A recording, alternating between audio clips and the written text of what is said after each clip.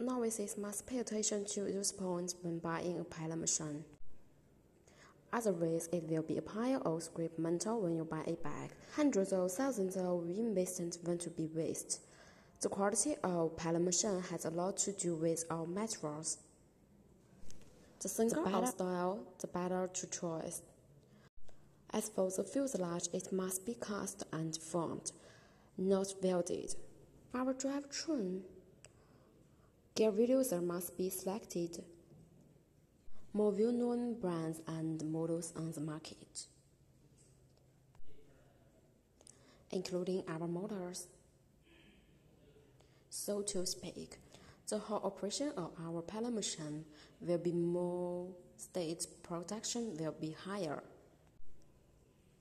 Then the price. Although it's necessary to choose cost-effective equipment, but the price of the ground must be vigilant. There are often masterpieces and pitfalls. Finally, be sure to visit the manufacturer on the spot. Be sure to bring the metal test machine, look at the molding and yield of pellets. Seeing is believing.